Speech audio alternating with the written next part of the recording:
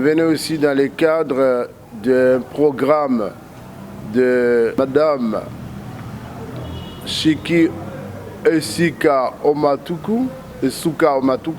Elle est servante de Dieu, elle vit à Dallas, dans l'État du Texas aux États-Unis. C'est une femme mariée à Papa Esuka. Elles ont plusieurs enfants. Elles encadrent aussi beaucoup de frères et sœurs au sein de leur famille et dans l'espace chrétien que Dieu leur avait donné. Je la connais particulièrement parce qu'elle fut une étudiante à l'Institut biblique à Massina, là où j'enseignais. C'est une femme très fervente dans l'évangile, dans l'enseignement, et elle inspire beaucoup dans les débats chrétiens et aussi dans les manifestations charismatiques. C'est dans ce cadre que nous venons dans cette émission pour parler de la question: est-ce que la femme peut-elle enseigner? C'est la question que nous voulons débattre. Que Dieu vous bénisse et qu'il dispose de toute sa grâce pour vous permettre de suivre et de saisir ce qui est utile pour nous tous, pour notre édification. Soyez bénis. Merci. Comme je disais, notre message, c'est la femme. Notre thème, la femme peut-elle prêcher dans l'assemblée? Pour bien résoudre cette question, ou bien répondre, je voudrais que nous considérons d'abord les grands ensembles du problème. Est-ce qu'une femme peut-elle servir Dieu? Et en traitant les services de la femme, nous pourrons voir ce que, d'après la Bible, autorise qu'elle puisse faire. Cela nous épargne de toute forme de subjectivité qui existe dans ce monde, parce que selon la position qu'on occupe, selon le milieu qu'on vit, parfois il y a une influence que nous subissons dans l'interprétation des Écritures. C'est pourquoi je préfère carrément que nous puissions faire une petite analyse panoramique selon la Bible. Alors, dans l'Ancien Testament, par exemple, on parle, premier point, parlons d'abord du ministère de la femme. Dans l'Ancien Testament. Rappelons que dans l'Ancien Testament, nous avons 3 grands services dans la maison de Dieu. Il y a d'abord le service des prophètes, il y a le service des sacrificateurs et il y a le service des rois. J'ai voulu éliminer de cette manière parce que c'est le service des prophètes qui est apparu en premier lieu, quand on voyait par exemple Enoch et aussi Abraham, les prophètes, parce que les patriarches de la psaume 105, il est dit que ce sont mes oins, ne faites pas de mal à mes oins. Ils sont prophètes, la psaume 105, on peut lire ensemble. Il est dit ceci: ne touchez pas, au verset 15, ne touchez pas à mes oins.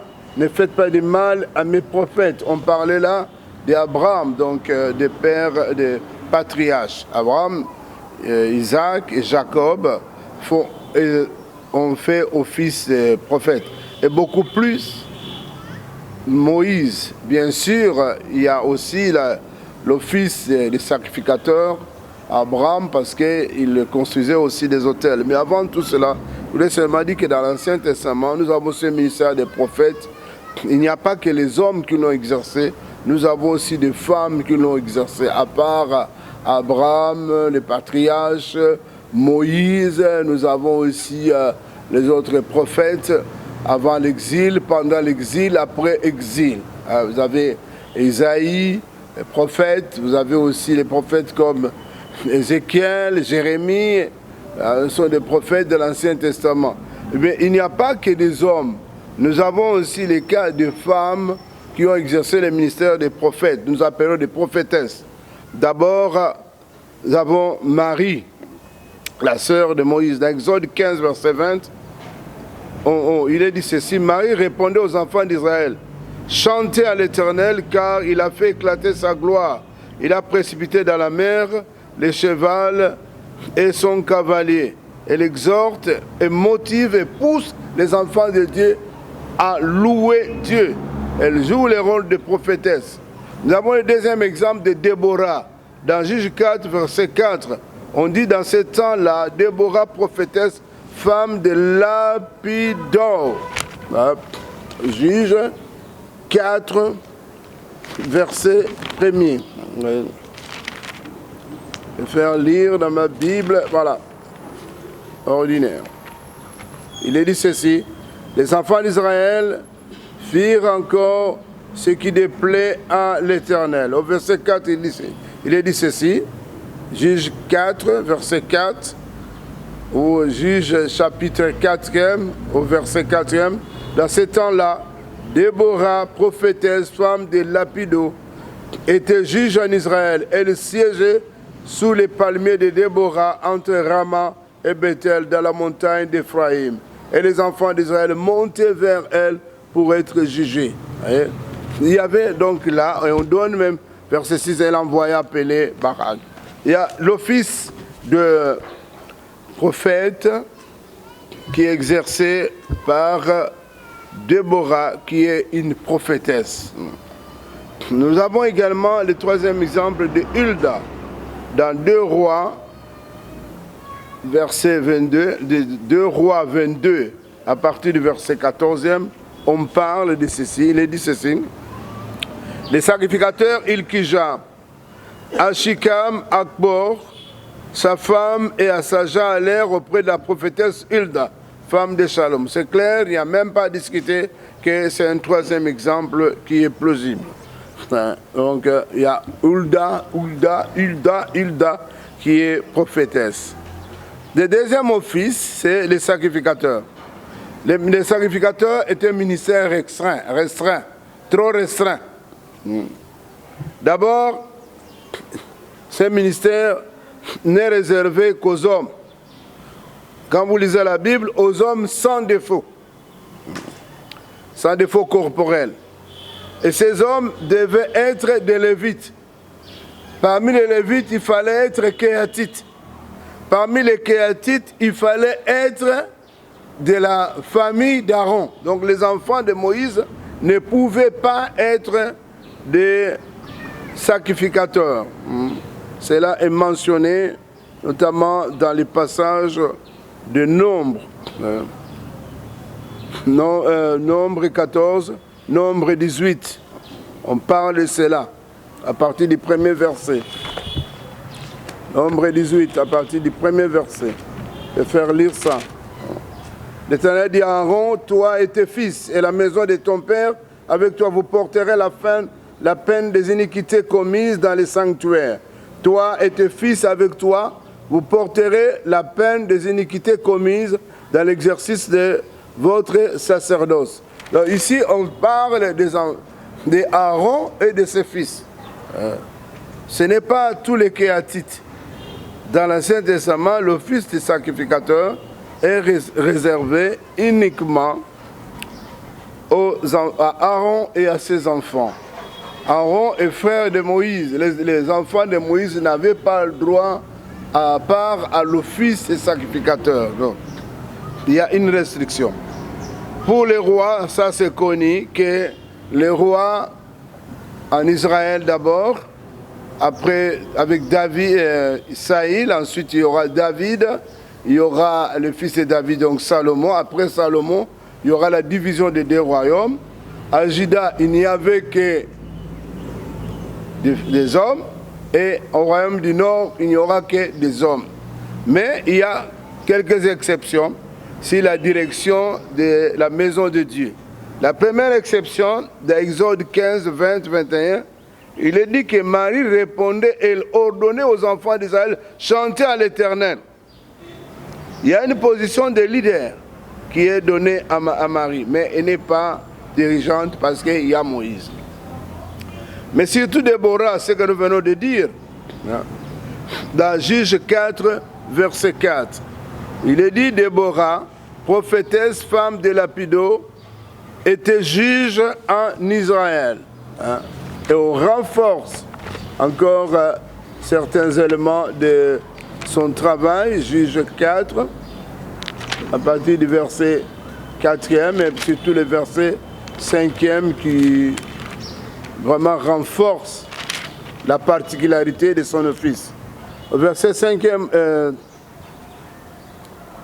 on dit, elle siégeait sous les palmiers de Déborah, entre Rama et Bethel, dans la montagne d'Éphraïm. Et les enfants d'Israël montaient vers elle pour être jugés. Elle n'est pas roi, mais elle avait une autorité dans la maison de Dieu. Elle envoya appeler Barak, fils d'Abinoam, de Kedesh, Nephtali, et lui dit, n'est-ce pas l'ordre qu'a donné l'Éternel de désarmer, l'Éternel d'Israël, va, dirige-toi sur le mont Tabor. Et là, donc ici, une certaine autorité qui rassemblerait à une autorité de leadership d'un pays, d'une nation, mais nous sommes encore là à la théocratie.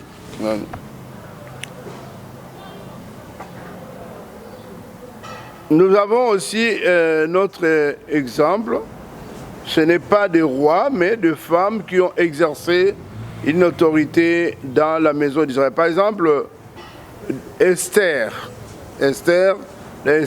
4, verset 15. Esther envoya dire à Mardoché,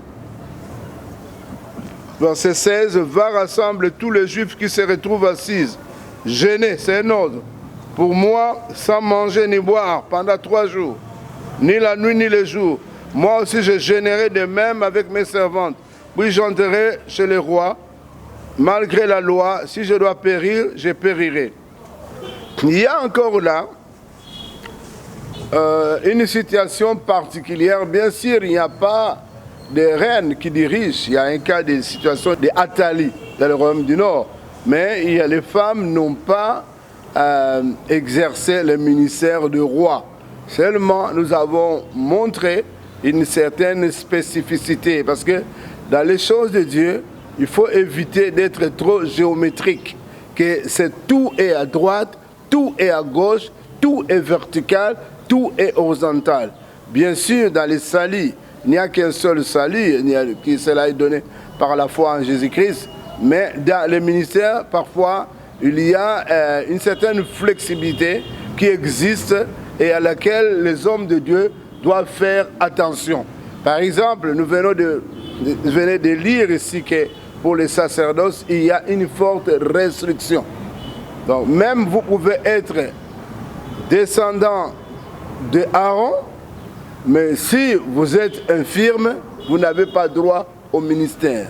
Vous avez un problème de l'œil, vous voyez qu'il y a un seul œil, vous avez un problème sur le plan des organes génitaux, ou bien les questions de bras, tous ces gens n'avaient pas part au ministère des sacrificateurs et même dans les temples. Donc il fallait des services un peu secondaires.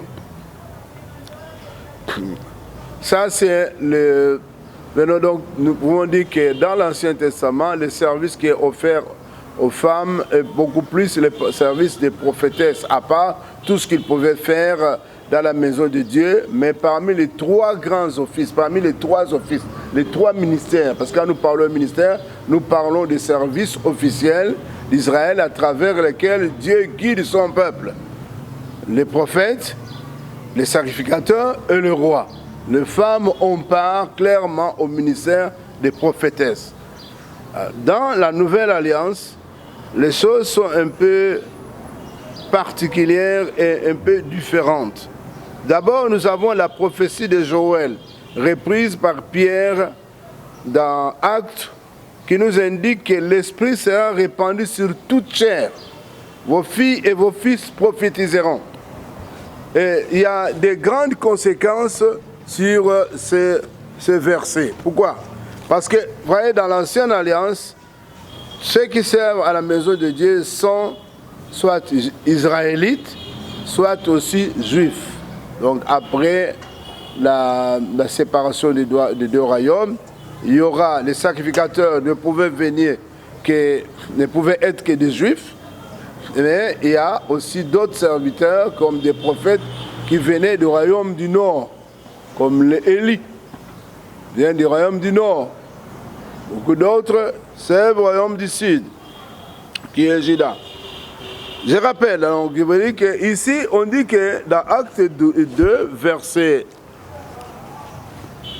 17, il dit ceci, 16, c'est ici ce qui a été dit par le prophète Joël. Dans les derniers jours, dit Dieu, je répandrai de mon esprit sur toute chair. Vos fils et vos filles prophétiseront. Vos jeunes gens auront des visions et vos vieillards auront des songes. Donc, il est dit clairement ici qu'au service de Dieu, concernant les visions, concernant les songes, concernant la réception du Saint-Esprit, ce n'est plus question des Juifs ou des Israélites, ce n'est plus question des descendants de la famille de David pour la royauté, ce n'est plus uniquement réservé à la famille d'Aaron, mais c'est sur toute chair. Ce n'est plus simplement les Juifs, parce que je ne sais pas si vous comprenez un peu les sous-ensembles. Donc, il faut être d'abord, à part Enoch, Abraham, Isaac, Jacob, Dieu équipe la personne qu'il choisit. Et cet équipement qui est donné à la Nouvelle Alliance est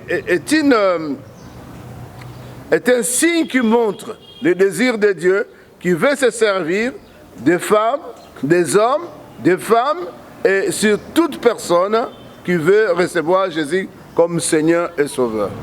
Apocalypse 1, verset 6 aussi, nous édifie une fois de plus sur ce passage. Il est dit encore,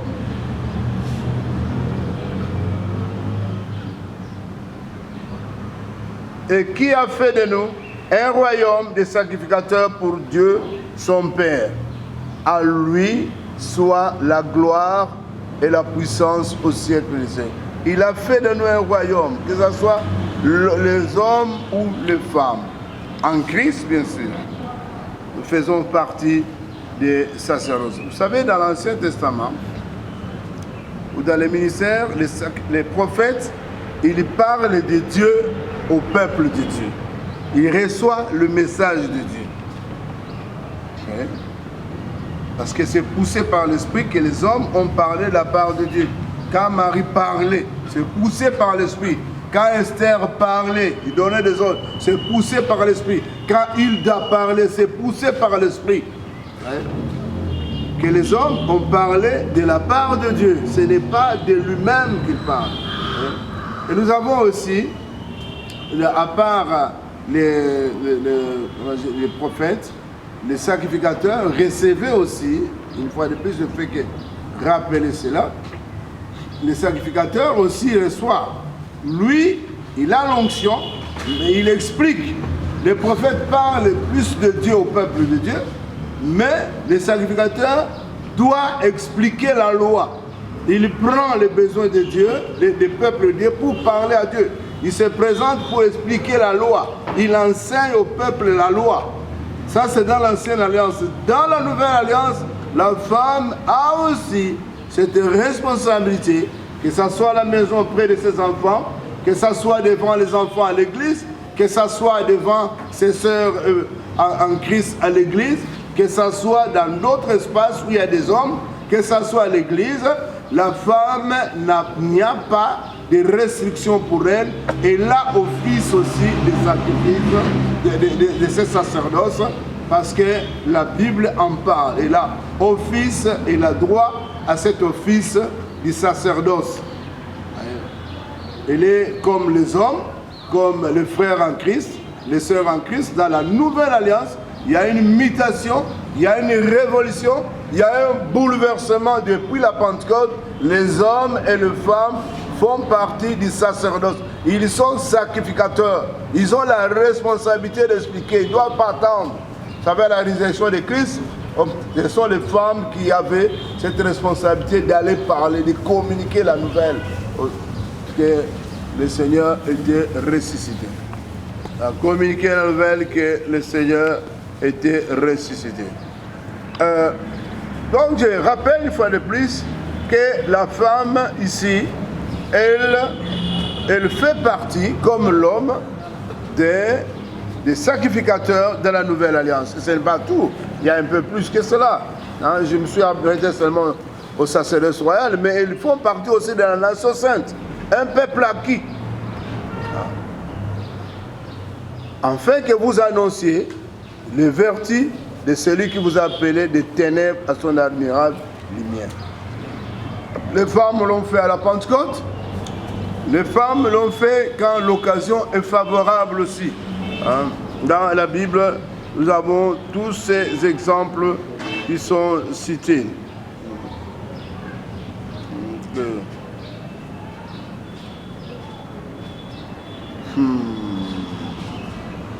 Rappelons une fois de plus que dans la Nouvelle Alliance, nous avons 5 ministères.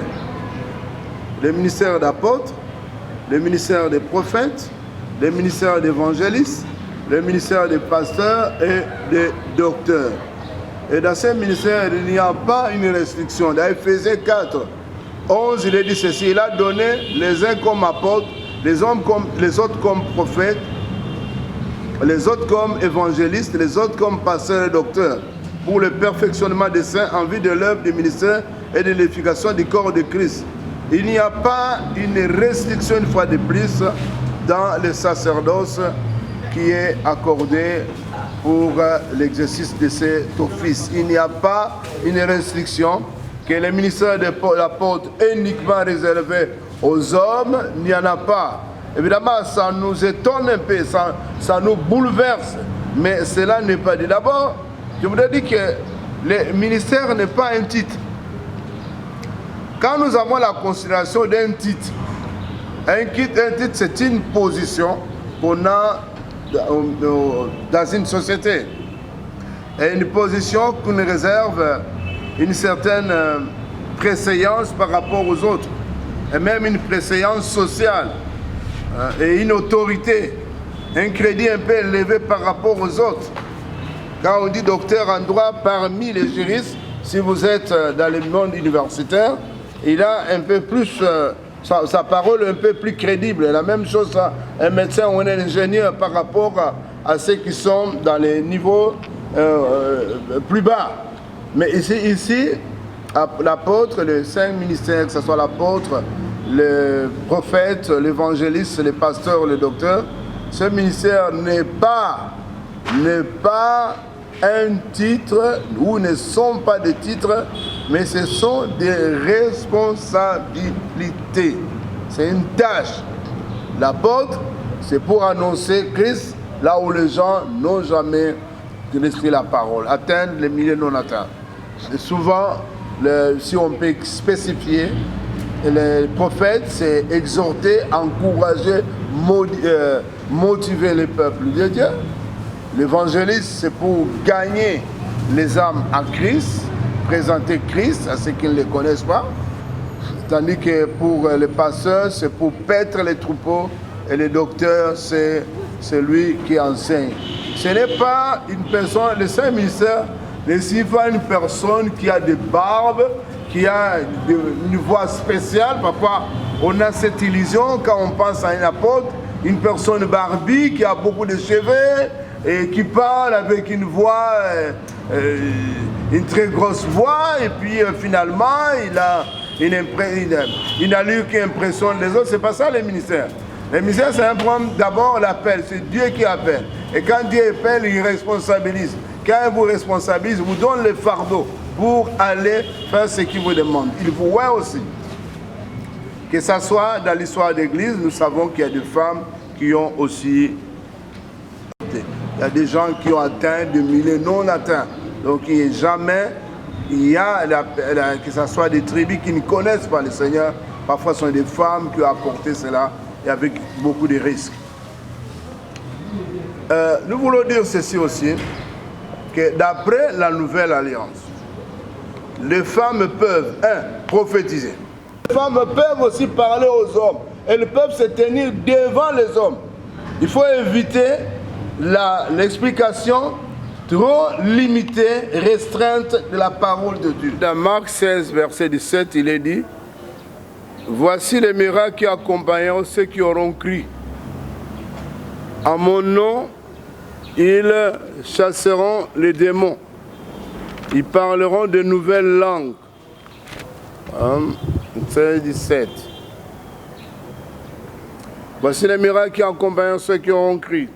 En mon nom, ils chasseront les démons, ils parleront une nouvelle langue, ils saisiront des serpents. S'ils boivent quelques breuvages mortels, il ne leur fera point de mal.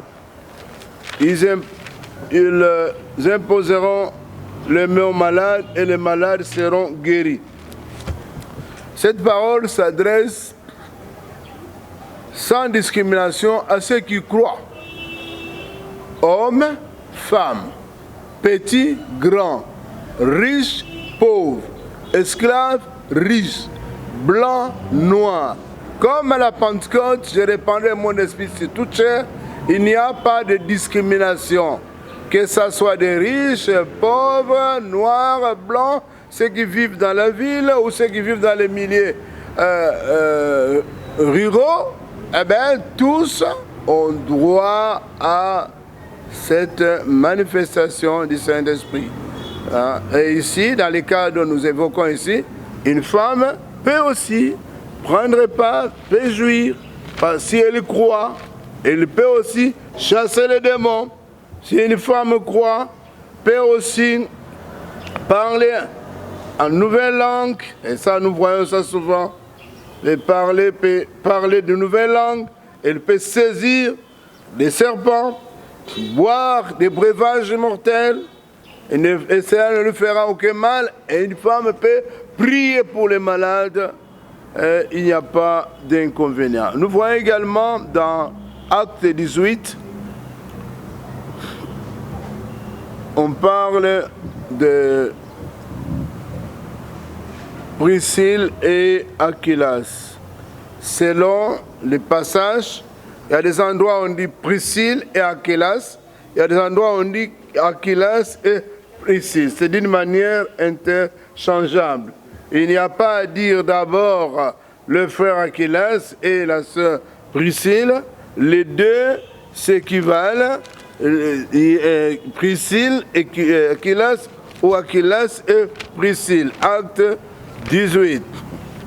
Dans notre éthique, nous parlons d'abord, ça dépend aussi du contexte culturel, mais souvent on dit d'abord le frère et puis la sœur.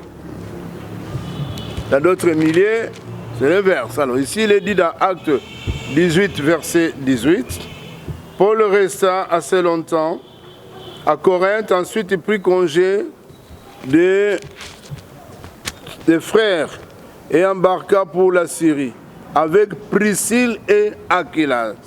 Là, c'est la femme et puis l'homme.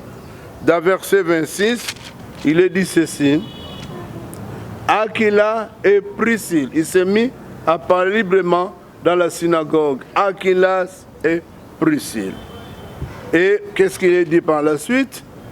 Les deux, l'ayant pris avec eux, lui exposèrent plus exactement la voie de Dieu. Donc, ils ont expliqué, et la femme a expliqué, et l'homme a expliqué. Expliquer, enseigner. Je parle plus le mot expliquer. Parce qu'un enseignant, il expose. Un enseignant, il explique. Un enseignant, il répond aux questions. Il y a des moments où ce sont des exposés. Il parle. Ça peut être aussi des réponses qu'il donne. Un enseignant aussi pose des questions. Il évalue aussi dans notre mode de présentation. Donc, voyons, une femme peut enseigner, ce n'est pas un problème. Dans 2 Timothée 2, 24, il est dit que l'ancien doit être apte à l'enseignement. C'est ça, 2 Timothée 2, 24.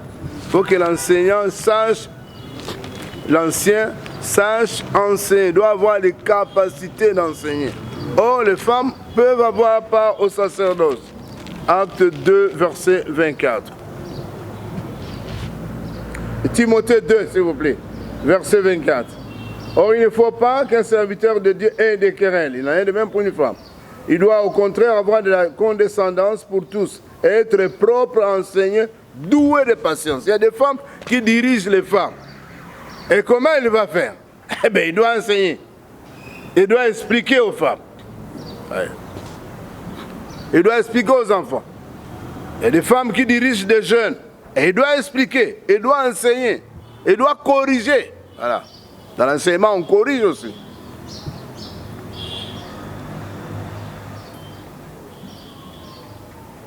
Donc, bref, dans le Nouveau Testament, les femmes peuvent exercer tous ces ministères.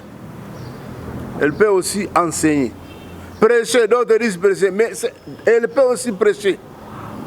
Imposer les mains, elles peuvent aussi imposer les mains. Il y a les problèmes culturels, il y a les problèmes aussi liés à notre caractère. Quand quelqu'un, vous savez, dans l'église primitive, si vous avez l'occasion de lire aussi souvent l'histoire de l'église, cultivez-vous, il y avait des problèmes, il y avait des débats. Comment, parce qu'il arrivait que des esclaves, donc on peut dire aujourd'hui des domestiques, devenaient des pasteurs dans une église. Par l'appel, ce sont eux qui devaient diriger l'église, alors que le patron qui est riche était simple, fidèle, qui devait s'asseoir. Il y a eu aussi parfois des difficultés qui ont été dans l'église sous cet angle. Et pour la femme, elle peut aussi imposer les mains. Nous pensons qu'il y a d'abord il y a aussi un problème de contexte et de la compréhension du concept d'église. La parole de Dieu ne peut pas changer, mais son application demande quand même une bonne intégration dans les milieux. Quand on parle comment on appelle ça encore? On parle de 1 Timothée 2, de 9 à 15. On dit dans cette partie, notamment dans l'expression, je ne permets pas à la femme d'enseigner. C'est une phrase très courte. On ne peut pas élaborer une doctrine par un seul passage ou un seul verset. Cela est dans la loi juive, c'est aussi une position normale et logique. Selon la loi juive et selon aussi la position actuelle dans les témoignages, il faut 2 ou 3 témoins pour valider une affirmation. Et on ne peut pas valider une doctrine par un seul verset. Il faut que d'autres versets soutiennent cette assertion, cette affirmation.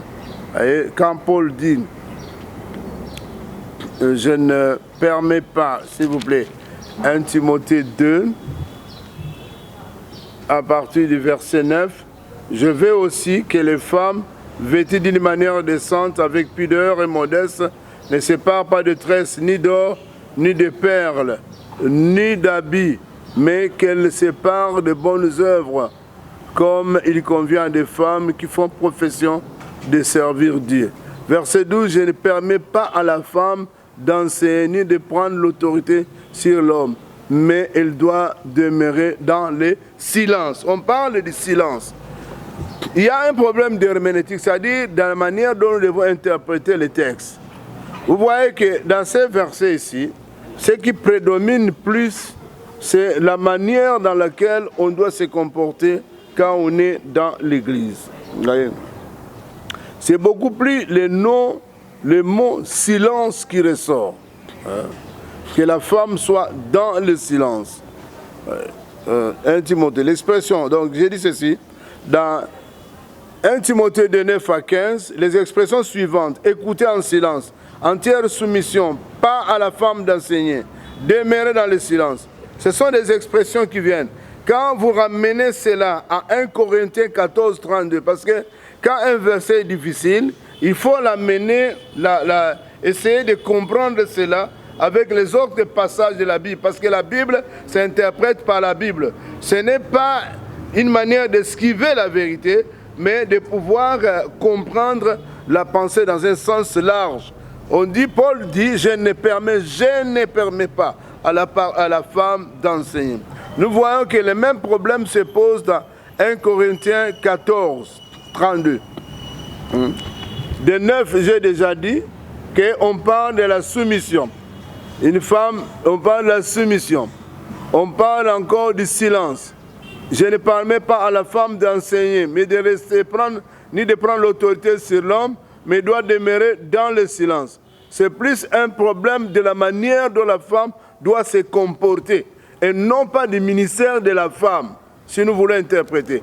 Et c'est ce qui est soutenu dans 1 Corinthiens 14, à partir du verset 32. Il est dit ceci.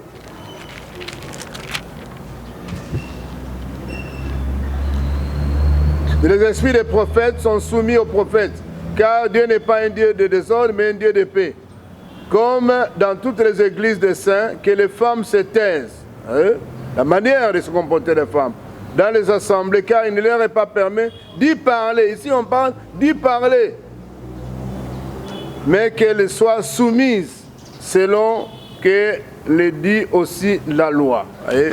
Donc, il est plus question de la manière dont la femme doit se conduire et non pas du ministère de la femme.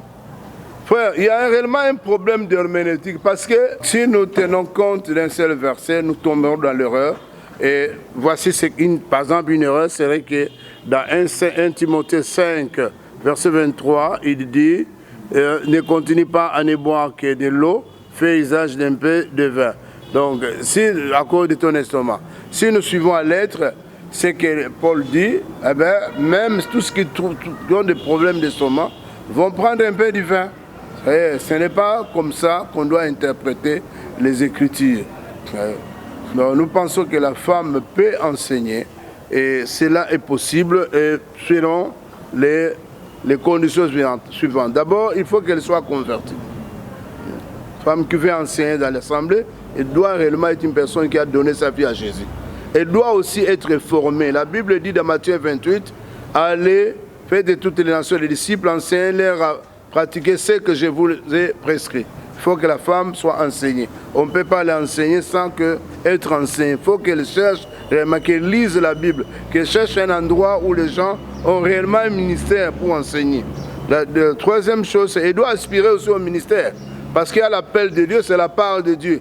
Mais toi-même, tu dois aimer, tu dois porter le fardeau, tu dois prier pour ces gens.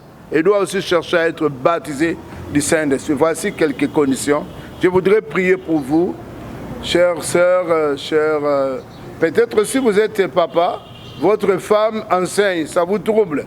Papa, la femme a aussi part au ministère. Peut-être c'est votre petite sœur, peut-être c'est votre fille. La femme a part au ministère. Peut-être c'est votre domestique. La femme a part au ministère. Voilà. Elle a part aussi à enseigner à l'enseignement. C'est possible, selon la grâce du Seigneur. Prions. Notre Dieu, nous te recommandons cette assemblée, je dirais cet auditoire qui a voulu prêter l'attention pour me suivre. Que ta grâce soit au milieu de nous. Tu connais celui qui n'a pas encore reçu Jésus comme Seigneur et Sauveur. Je voudrais cette occasion pour elle qu'il soit favorable pour qu'elle donne sa vie à Jésus-Christ. Mon appel également à ceux qui t'écoutent, à ceux qui ont déjà reçu Christ, pour qu'ils se consacrent et selon ton choix, qu'elles exercent le ministère que tu as appelé pour chacune d'elles, Seigneur. Nous te bénissons. Oui, ma soeur, tu peux me suivre et tu peux prier de la manière suivante. Toi qui n'as pas encore reçu Christ, Seigneur Jésus, je viens à toi. J'ouvre mon cœur. Je voulais te recevoir comme mon Seigneur et mon Sauveur personnel. Je voudrais me repentir de toute œuvre mauvaise et te suivre pour toujours. Merci. Tu peux faire cette prière et croire réellement Jésus-Christ entrera dans ton cœur, il conduira ta vie. Et toi aussi qui as cette aspiration, peut-être tu parles mal, tu n'as pas la connaissance des Écritures, mais tu sens un besoin pour toi de pouvoir enseigner la parole de Dieu. Peut-être aux enfants, peut-être aux jeunes, peut-être aux dames. Je prie pour toi. Seigneur, comble le bien-aimé, comble l'auditoire de cet espace, de ta présence, Seigneur, et que ton peuple soit béni, qu'il aspire à ce que tu veux qu'il fasse. Nous voulons prier pour tous ces dames, ceux qui sont complexés, ceux qui n'ont plus le courage à cause des contraintes de culture, des rejets qu'elles vivent, Seigneur, que tu les fortifies, qu'ils soient baptisés du Saint-Esprit, au nom de Jésus-Christ. Amen.